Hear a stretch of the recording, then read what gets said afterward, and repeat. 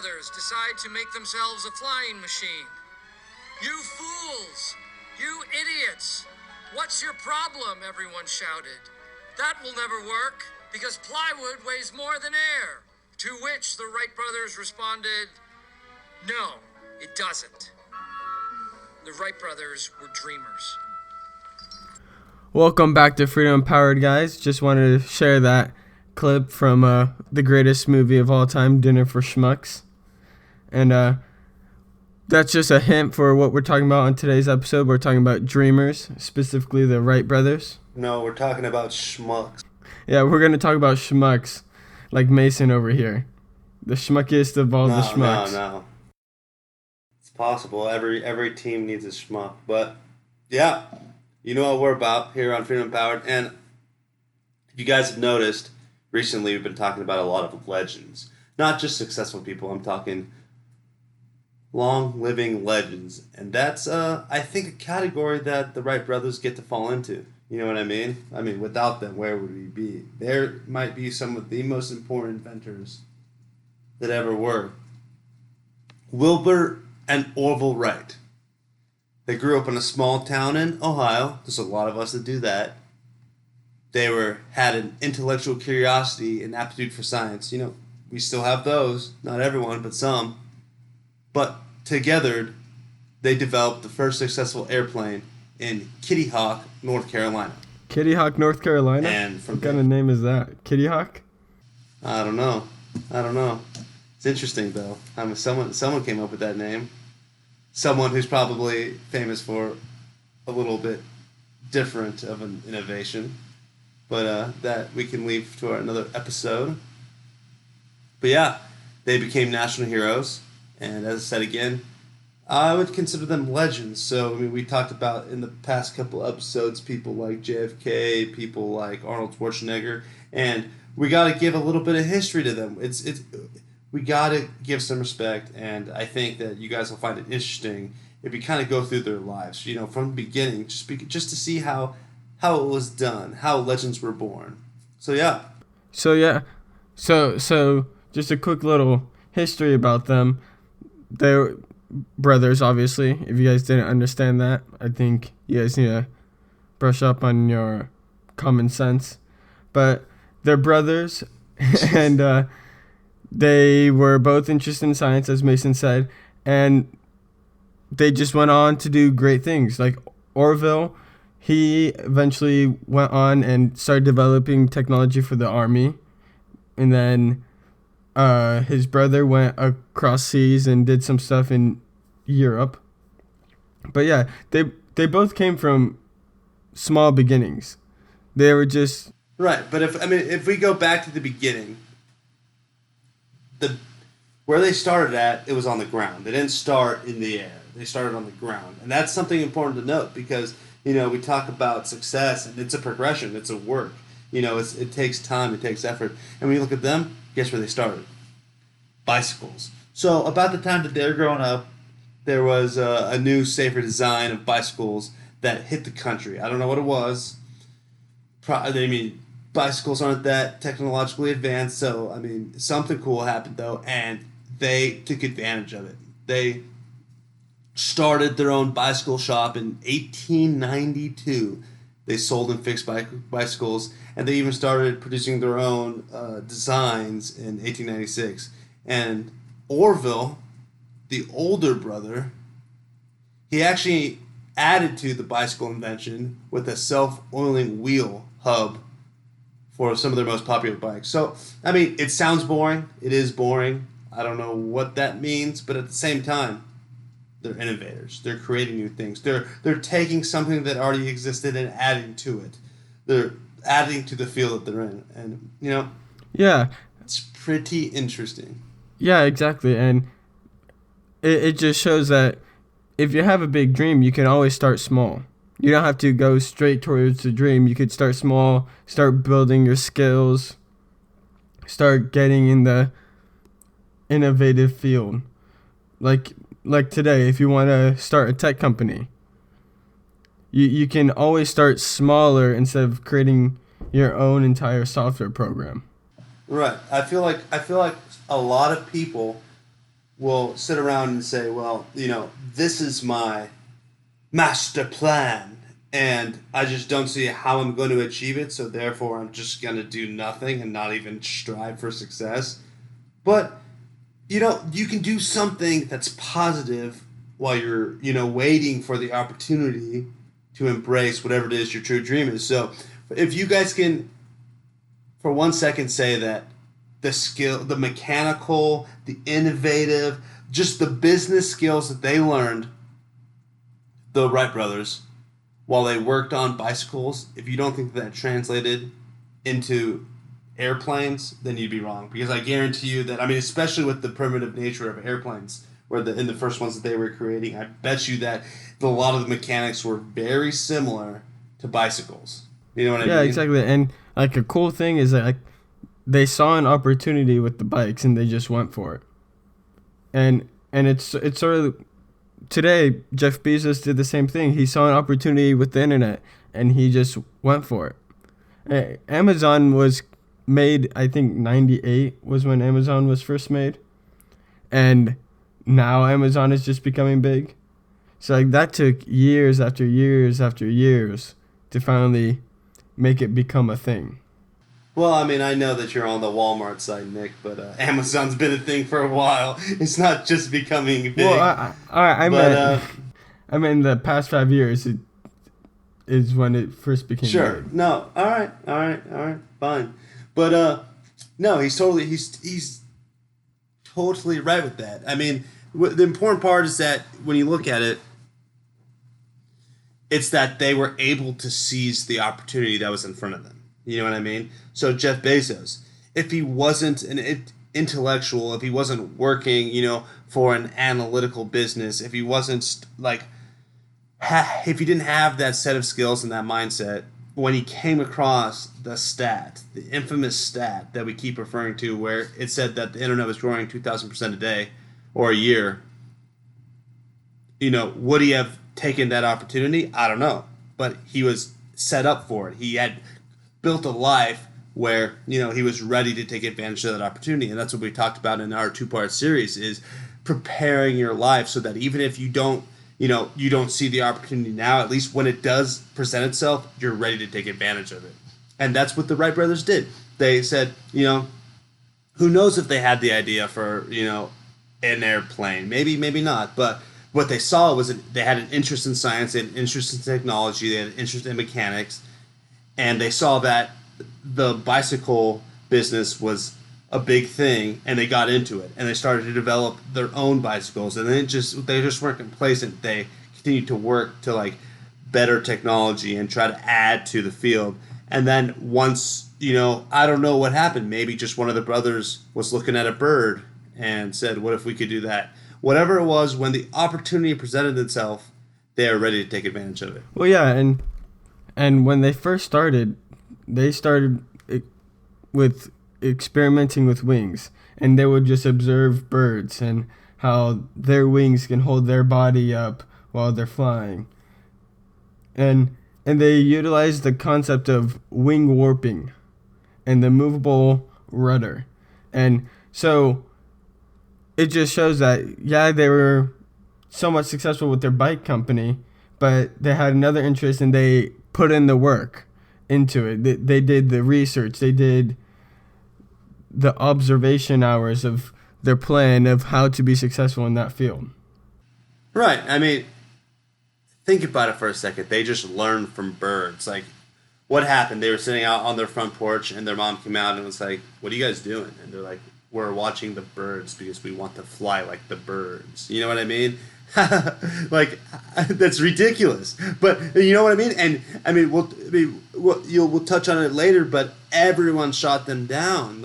All the U.S. government, they ended up having to go to Europe where people were more receptive to these ideas, but people shot them down. And we talked about it in one of the past episodes, where you can't be shutting people down, because who knows? Who knows if, there's someone out there listening to this that's a douchebag.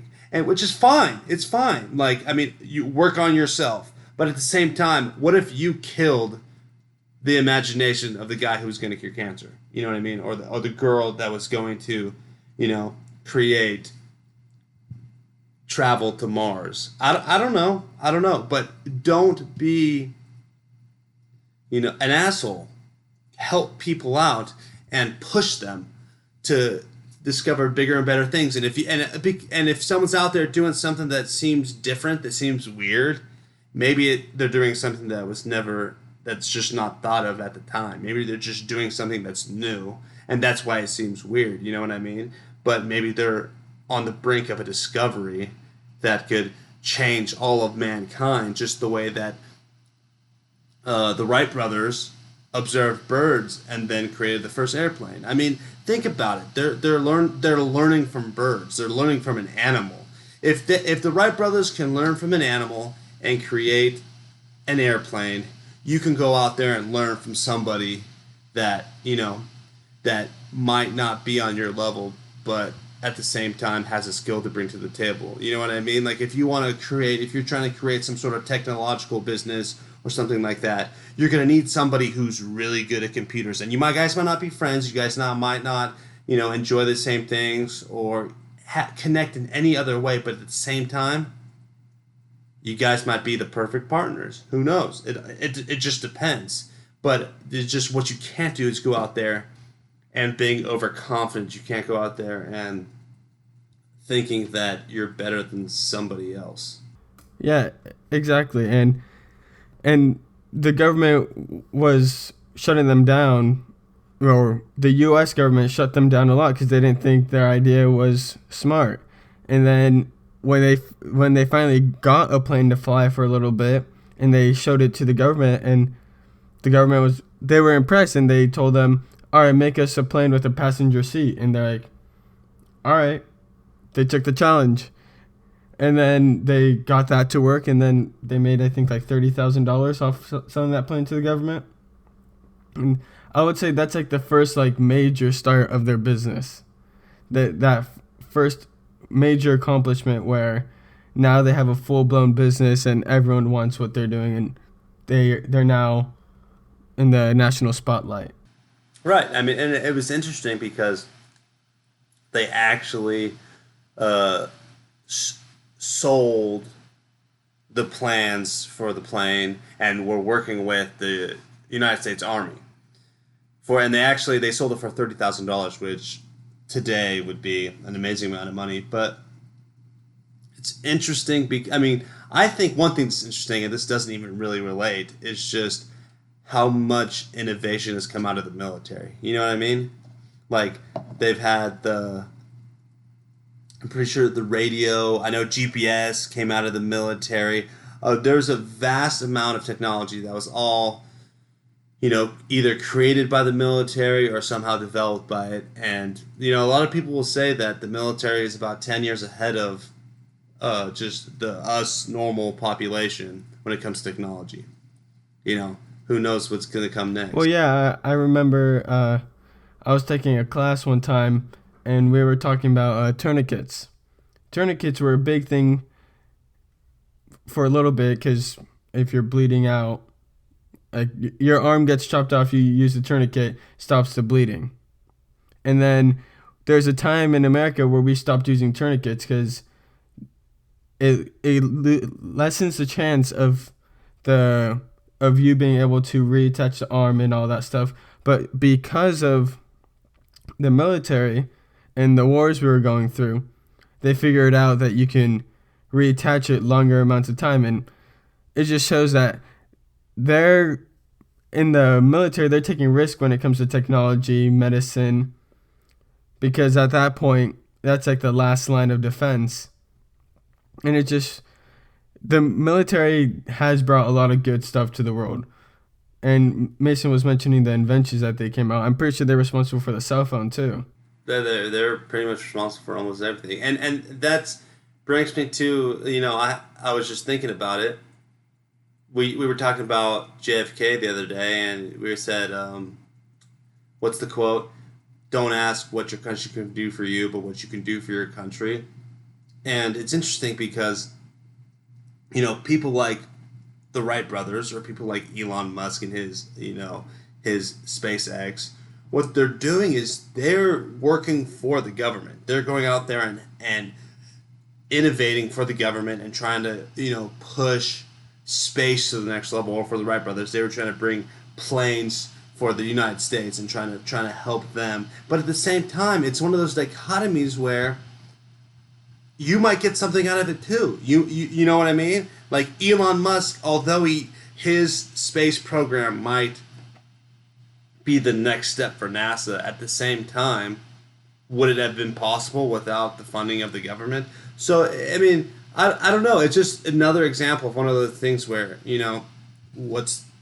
it's just a balancing of ideas, a balancing of, choices.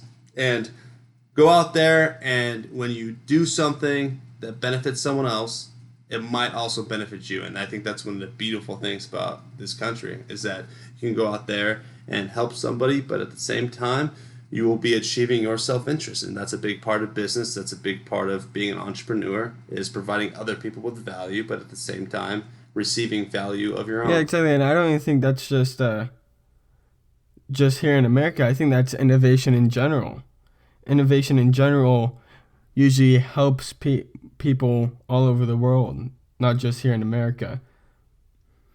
But back to the Wright brothers, something crazy I thought was the Wright brothers, when they made the passenger plane, they only flew together just once in their life.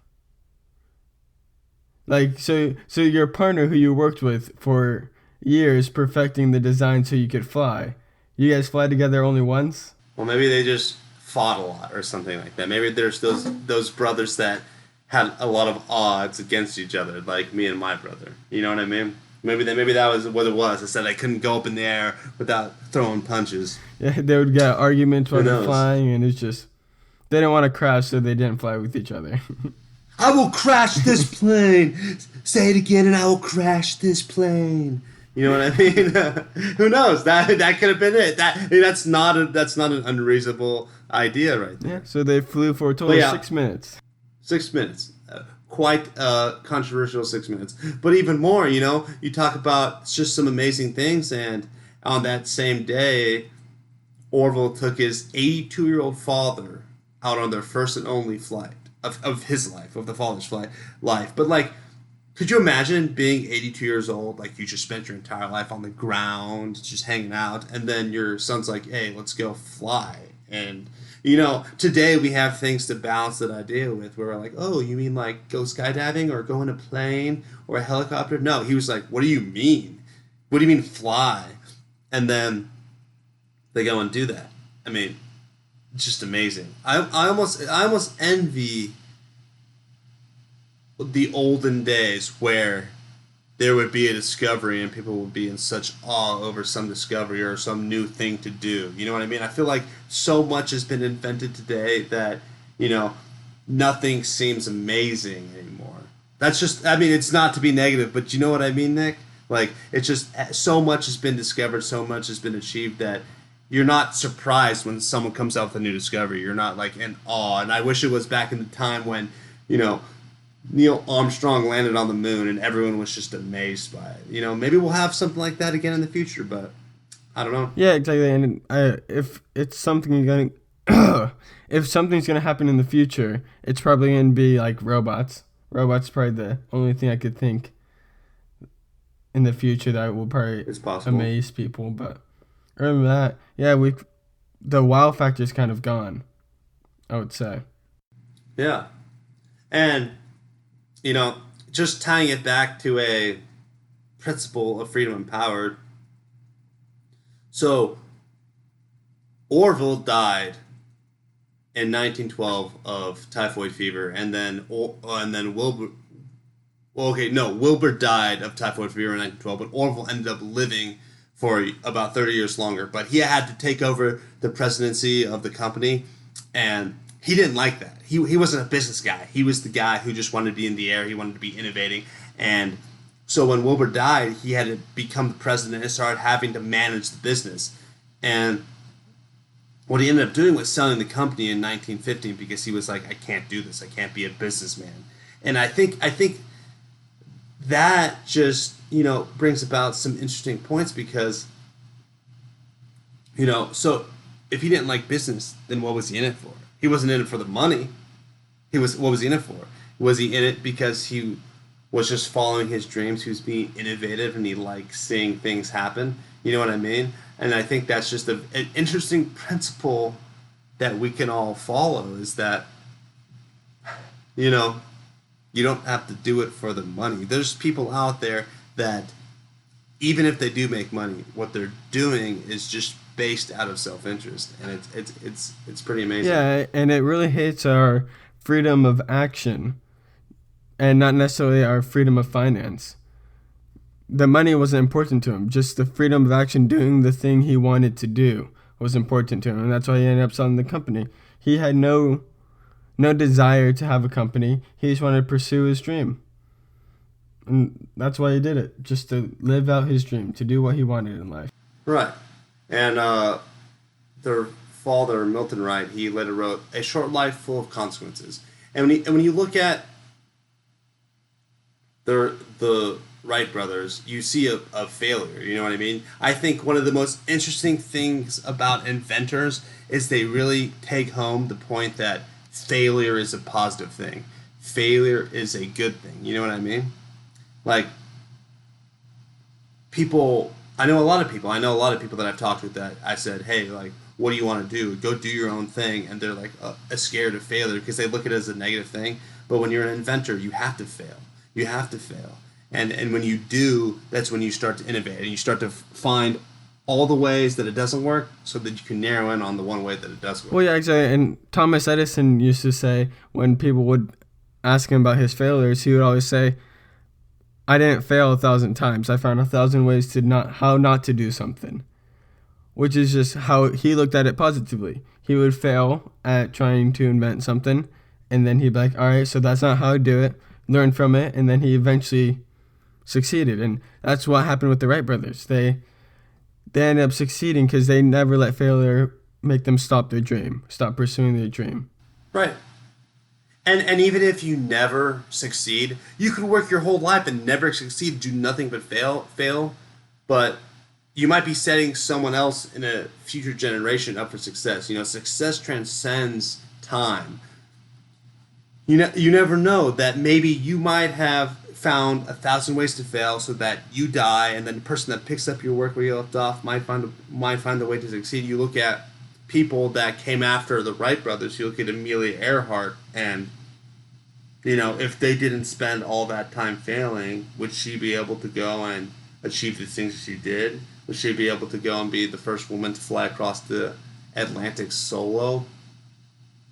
I mean, I don't know, but they started a generation, and that's why they're going down in history as legends. We talk about the legends, and they had such a big impact on this world that, you know, I think people don't even give them the credit for it, but who knows? What if they never had their idea? What if they never pursued flying? Would we still be riding in trains everywhere we go?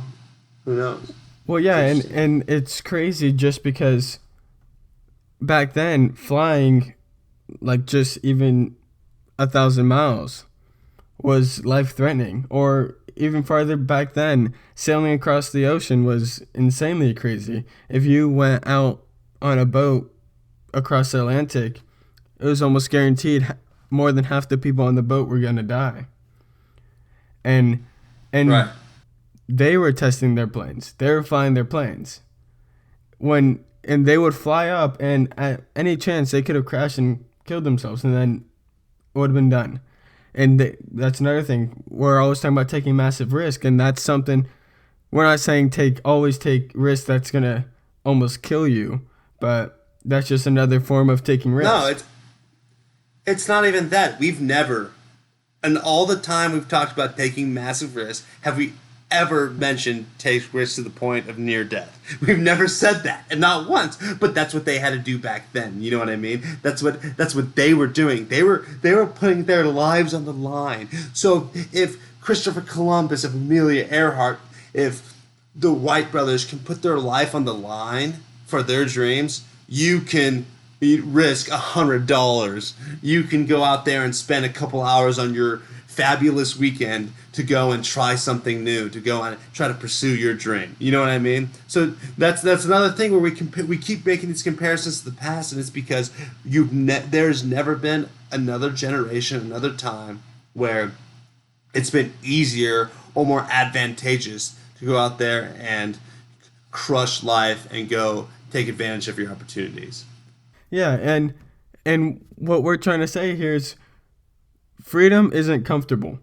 If you want to reach your personal freedom, you're going to have to go out of your comfort zone. And I feel like in today's culture, we kind of promote the idea that, or we don't promote it, other people promote the idea that you want to be comfortable. Just a simple, easy life, comfortable. And that's just, it's kind of bad just because if you're living comfortably, you're probably not experiencing life. You're probably not doing what you want to do. Or if you've never felt uncomfortable before, you're not going to get to where you want to go in life. Right. And I would say comfortability and complacency, they're dream killers.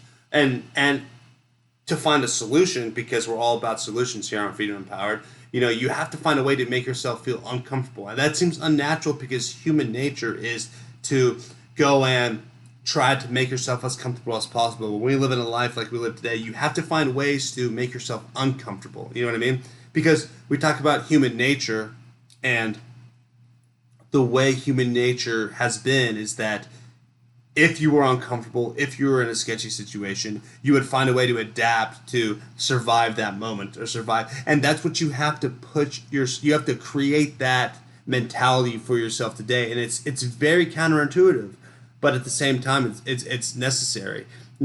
If you can take advantage of human nature, if you can find a way to be uncomfortable, to be unsatisfied with your current life, that's how you're going to be able to go and push yourself forward to be successful. You know what I mean? What you have to do, you have to write down everything you want to do for the day.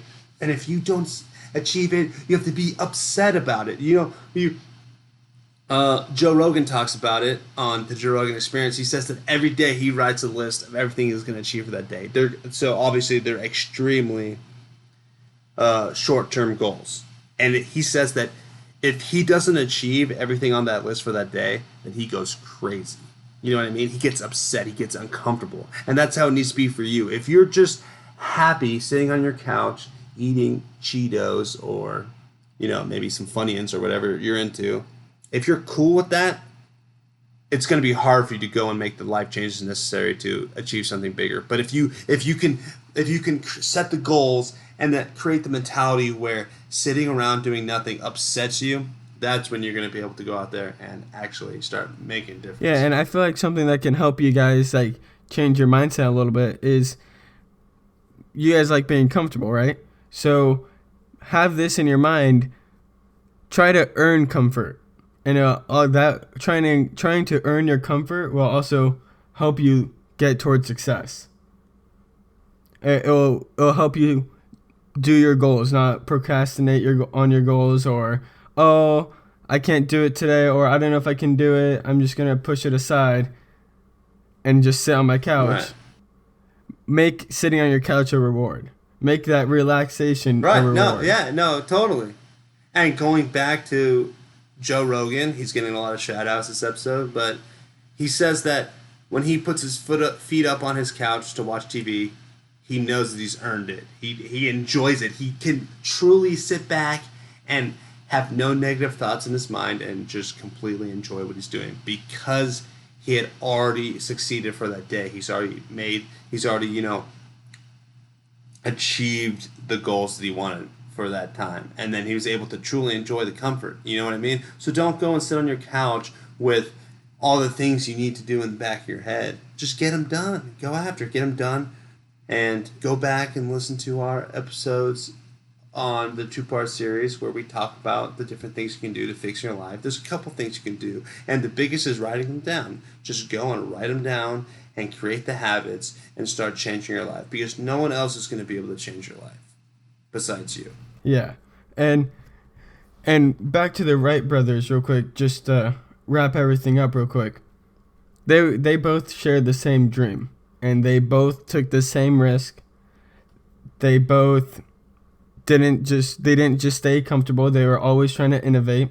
Started with the single passenger plane, then they made the 2-person plane, got government contracts. They're always innovating, trying to be better. And they were partners, and they made money off of it. And one was the businessman, the other one was the dreamer, but they were both dreamers. Just one was more interested in the business than the other. And I feel like that's important. Right. We've mentioned it before, how it's a good thing to have someone by your side, like a partner, a friend, or someone with the same dream to work with. Because one, it gives you guys accountability to do what you want to do. If you don't do your goals, there's going to be someone there saying, dude, what the heck's wrong with you? Why didn't you do what you're supposed to? What the heck? What the heck, man? And then, but let me just challenge our listeners right now. I know every one of you has a best friend. You might not have 10 friends, you might not have 20 friends, but you have one friend. Go to your best friend and tell them about your dreams. You know, we're caught up in today's society of always trying to have small talk, always trying to have these super physical conversations. Go tell your best friend what it is that you want to do. Give them a 3-step plan of how you want to achieve it, and tell them to hold you accountable as you work towards that dream. That's all it takes. And then from there, you know, you can go nowhere but forward. Yeah. And if you do decide to do your dream with someone else, you guys basically build a dream team. The dream team. Yeah, you're right. It's pretty incredible. Pun was intended, guys. The pun was intended. That was a horrible joke, but good thing that I'm here to make the jokes and Nick's here to not make the jokes. We're a team. We're our own dream team.